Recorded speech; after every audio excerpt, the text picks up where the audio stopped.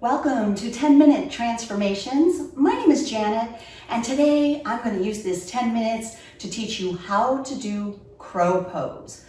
Crow pose is an arm balance posture, but we'll get to that in a moment. We're going to start lying on our back on the mat. All right, so come on down onto your back and stretch yourself out nice and long. Ooh. If you've got it, grab two blocks, have them nearby. You can see mine are right over there. So just stretching out long, just feeling your body extending and stretching. Take a few breaths here, breathe deeply and slowly. Really settling into this present moment. Here we go. Now let's tuck our knees up into our chest and pull your forehead up toward your knees. This is the energy of crow. You can feel it as you pull in, your belly pulls in and your back pushes down toward the floor. Lay your head back down, keep your big toes touching, and open your knees wide. Send your palms up to the ceiling and bend your elbows toward your knees. Pull your knees toward your elbows. Can you feel that energy? You're pulling the belly in and you're pushing into the back. Flex your palms as if your hands are standing on the ceiling. Lift up your head and you're doing it. Crow pose. Nailed it. I love it. Okay, so this is a good way to start just to feel the strength. And then lay back down, stretch it out.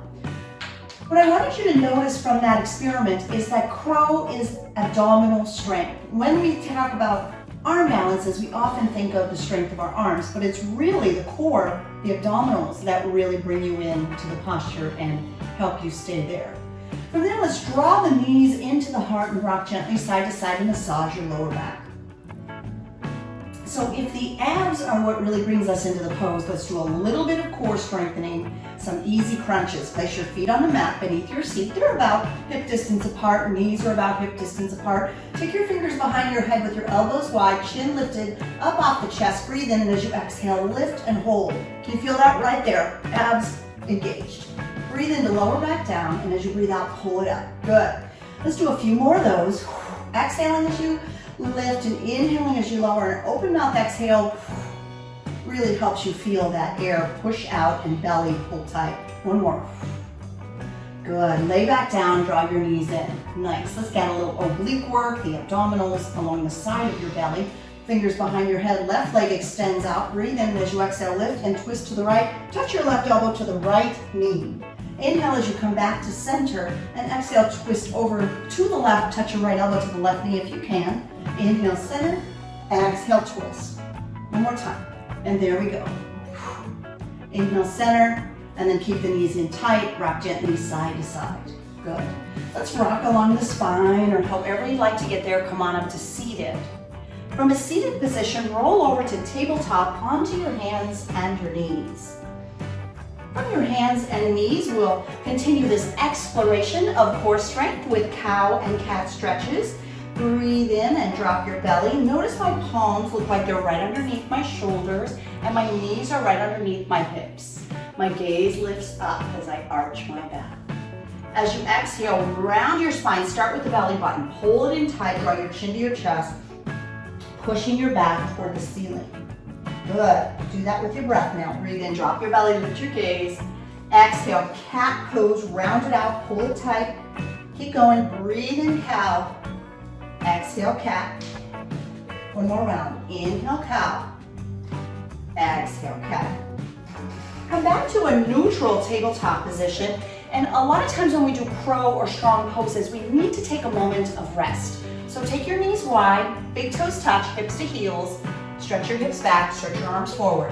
Notice the legs, they're in that same shape that we'll use for crow, and then send your arms forward and just relax your chest and your belly between your thighs. Let your forehead rest on the mat and take a few breaths here, noticing what you feel here. Good. So I want you to be aware of the flexibility in your hips as you send them back, because that's how tight sometimes you gotta get into crow. Let's bring it back up to tabletop pose and grab the blocks. So we're gonna try this pose using two blocks, and there's several ways to do it. So let's give it a try using props, and who knows, maybe today is the day that you nail that crow pose, and if not, remember, yoga's a journey, not a destination, and each step along the journey helps you along your way. So I want you to have your blocks, hopefully you have something shaped like this, and one here closer to my knees right now is going to be flat. And then the one up here, now I'm kind of short, I'm only 5'3", but I'm going to start with my block here. I might need to move it to its second highest setting, but start with it at its front, this most high setting. What I want you to notice is how much space I've created between my blocks, and I may need to adjust this. If you're tall, you'll have more space. So I'm going to bring my hands behind the block that's going to support my forehead. And notice the distance. Everybody wants to put their hands here, but as you move into crow, as you'll see, your body moves forward. The center of gravity moves forward. That's why the block is forward of the hands at least a foot, 12 inches.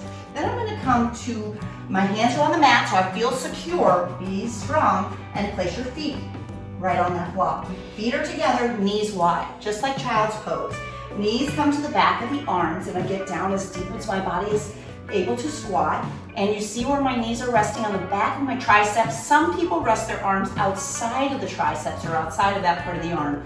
For my body and my stability, I like it right here. Then I'm going to start to tip forward, look at the block, keep your head lifted, lay your head on the block. Voila, crow pose, good.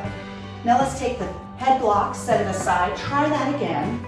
Keep your feet on the block behind you for stability and safety. Knees to touching the arms, they're resting on my arms. As I lean forward, there it is, crow pose. Pull the belly in tight. That's where the posture strength comes from. Nice. Okay, coming off the block, let's set up the forehead block again and try this again with no foot block. This is a little bit harder, so stay with me, do your best. Palms, again, 12 inches behind the block. I get into a squat, elbows bend, knees to the back of my arms. I lean forward, put my forehead on the block. I feel stable there, and maybe I lift my feet. Keep pulling your tummy in tight as you do that. If you're able to do that and you feel safe, set the block aside. Wish me luck. Here we go, and good luck to you too.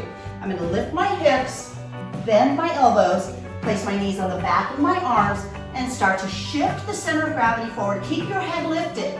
If you tuck your chin, you might do a forward roll. We don't want that. Hold the belly tight, shifting forward. Lift one foot, place it back down.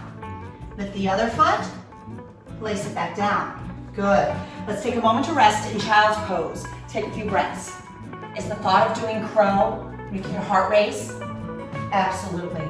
And when we challenge ourselves in this way on the yoga mat, when we reach those points in life off the mat that are scary, we learn to breathe through it. So check your breath. Keep breathing. All right, got that breath nice and smooth. Here we go. Let's give crow a try. When you come up to tabletop, lift the hips into the air. Maybe you need to walk your feet forward like I do. Feet are touching, knees are wide. Adjust the palms, bend your elbows. Keep your gaze lifted, shift the center of gravity forward, lift one foot. Pull in tight on your tummy, set the foot down with the other foot. Set it back down, maybe lift both feet. Woo. Well, for a second anyway, we did it. Nice job. There are so many places we can go from here.